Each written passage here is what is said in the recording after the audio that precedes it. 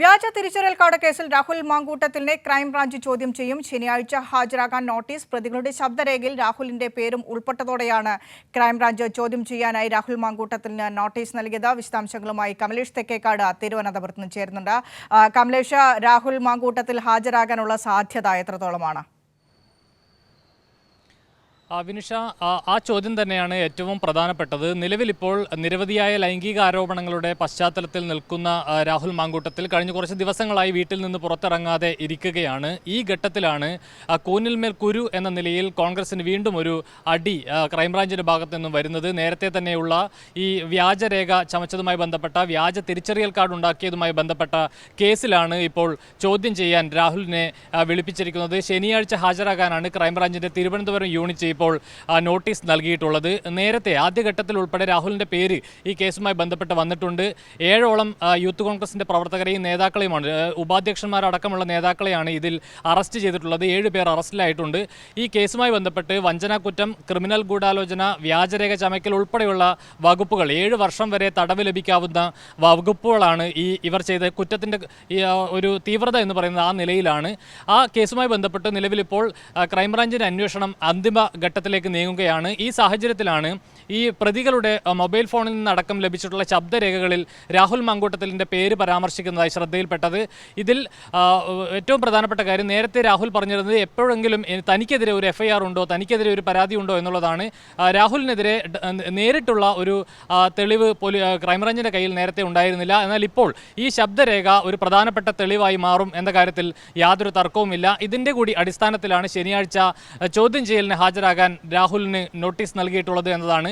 ഈ കേസുമായി ബന്ധപ്പെട്ട് അടൂരിൽ മാത്രം, അതായത് രാഹുൽ മാങ്കൂട്ടത്തിൽ സംസ്ഥാന പ്രസിഡന്റായി ചുമതലയേൽക്കുന്ന അല്ലെങ്കിൽ തെരഞ്ഞെടുക്കപ്പെടുന്ന ഘട്ടത്തിൽ അടൂരിൽ മാത്രം 2000ഓളം വ്യാജ തിരിച്ചറിയൽ രേഖകൾ, അതായത് തെരഞ്ഞെടുപ്പ് കമ്മീഷന്റെ തിരിച്ചറിയൽ രേഖ വ്യാജമായി നിർമ്മിക്കുന്ന ഒരു സാഹചര്യം, 2000ഓളം രേഖകളാണ് അടൂരിൽ മാത്രം നിർമ്മിച്ചിട്ടുള്ളത്. ഇത് സംബന്ധിച്ച് ഈ രേഖകൾ എഡിറ്റ് ചെയ്ത എഡിറ്ററുടെ മൊഴിയാണ് നിർണായകമായത്. ഈ മൊഴിയുടെ അടിസ്ഥാനത്തിലാണ് ഇതിൽ കേസെടുക്കുകയും ചെയ്തിട്ടുള്ളത്. 7ഓളം പേരെ അറസ്റ്റ് ചെയ്യുകയും ചെയ്തിട്ടുള്ളത്. ഏതായാലും ഇതിൽ ഏറ്റവും പ്രധാനപ്പെട്ട ക്രൈംബ്രാഞ്ചുമായി ബന്ധപ്പെട്ട ഒരു വെല്ലുവിളി എന്ന് പറയുന്നത്, ഈ ദേശീയ കമ്മിറ്റിയുടെ ഒരു വെബ്സൈറ്റിലാണ് ഈ അംഗത്വം ഉൾപ്പെടെയുള്ള രേഖകളെല്ലാം തന്നെ സൂക്ഷിച്ചിട്ടുള്ളത്. ആ സെർവറിൻ്റെ വിവരങ്ങൾ ഇനിയും ക്രൈംബ്രാഞ്ചിന് നൽകാൻ യൂത്ത് കോൺഗ്രസ് തയ്യാറായിട്ടില്ല എന്നുള്ളതാണ്. അത് നൽകാൻ തയ്യാറാകുന്നില്ല എന്നുള്ളത് തന്നെയാണ് ഏറ്റവും പ്രധാനപ്പെട്ട കാര്യം. ആ സെർവർ പോലീസിന് ലഭിച്ചാൽ, അല്ലെങ്കിൽ ക്രൈംബ്രാഞ്ചിന് ലഭിച്ചാൽ, കൂടുതൽ വിശദമായ ഇക്കാര്യത്തിലുള്ള തെളിവുകൾ പോലീസിന് ശേഖരിക്കാൻ കഴിയും. അത് രാഹുൽ മാങ്കൂട്ടത്തിനെതിരെ ഉൾപ്പെടെയുള്ള തെളിവുകൾ ഈ സെർവറിനകത്തുണ്ട് എന്നുള്ളതാണ് മനസ്സിലാക്കാൻ കഴിയുന്നത്. അതുകൊണ്ട് തന്നെയാണ് ഈ സെർവർ നിലവിൽ ക്രൈംബ്രാഞ്ചിന് യൂത്ത് കോൺഗ്രസ് നൽകാതിരിക്കുകയും ചെയ്യുന്നതിൻ്റെ കാരണം. ഏതായാലും വിഷയത്തിൽ വലിയ തിരിച്ചടി കോൺഗ്രസിന് വരുന്നു. നേരത്തെ തന്നെ ഈ യൂത്ത് കോൺഗ്രസ് ഉൾപ്പെടെയുള്ള ഈ തെരഞ്ഞെടുപ്പിൽ ഉൾപ്പെടെ നേരത്തെ തന്നെ പരാതികൾ ഉയർന്നു വന്നതാണ്. യൂത്ത് കോൺഗ്രസിൻ്റെ അകത്ത് തന്നെ നിരവധി പരാതികൾ വന്നിരുന്നു. പക്ഷേ അപ്പോഴെല്ലാം പ്രതിപക്ഷ നേതാവ് VD സതീശനും ഷാഫി പറമ്പിലും ഉൾപ്പെടെയുള്ള ആളുകൾ രാഹുൽ മാങ്കൂട്ടത്തിലിനെ പൊതിഞ്ഞു പിടിച്ച് സംരക്ഷിക്കുന്ന ഒരു നിലപാടാണ് സ്വീകരിച്ചിട്ടുള്ളത്. ആ നിലപാടിനുള്ള തിരിച്ചടി കൂടിയാവും ഈ കേസുമായി ബന്ധപ്പെട്ട അന്വേഷണങ്ങൾ. ഏതായാലും ക്രൈംബ്രാഞ്ചിൻ്റെ അന്വേഷണം അവസാന ഘട്ടത്തിലെത്തിയിരിക്കുകയാണ്. ആ സംരക്ഷണ വലയം എത്രത്തോളം സംരക്ഷിക്കും രാഹുൽ മാങ്കൂട്ടത്തിലിനെ എന്നതാണ് ചോദ്യം. കാരണം പലവിധ ആരോപണങ്ങളിൽപ്പെട്ട് നിലവിൽ തന്നെ രാഹുൽ മാങ്കൂട്ടത്തിലുമായി ബന്ധപ്പെട്ട് കോൺഗ്രസിന് കൈക്കൊള്ളേണ്ട, കഴിഞ്ഞ ദിവസം കൈക്കൊണ്ടിട്ടുള്ള നടപടിയൊക്കെ നമ്മൾ കണ്ടതാണ്. കേവലം പാർട്ടി ഭാരവാഹി സ്ഥാനങ്ങളിൽ നിന്നൊക്കെ മാറ്റി നിർത്തിക്കൊണ്ട് MLA സ്ഥാനം രാജിവെപ്പിക്കാത്ത രീതിയിൽ കോൺഗ്രസ് രാഹുൽ മാങ്കൂട്ടത്തിലിനെ ഏതു വിധത്തിലാണ് പൊതിഞ്ഞു പിടിച്ചത് എന്ന് കണ്ടു. പക്ഷേ ക്രൈംബ്രാഞ്ച് അന്വേഷണം ആരംഭിക്കുന്നതോടുകൂടി, കൃത്യമായ തെളിവുകളോടുകൂടി ചോദ്യം ചെയ്യലിന് ഹാജരാകാൻ രാഹുൽ മാങ്കൂട്ടത്തിന് നോട്ടീസ് അയച്ചതോടുകൂടി ഏത് രീതിയിലായിരിക്കും കോൺഗ്രസ് ഇതിനെ പ്രതിരോധിക്കാൻ പോകുന്നത്?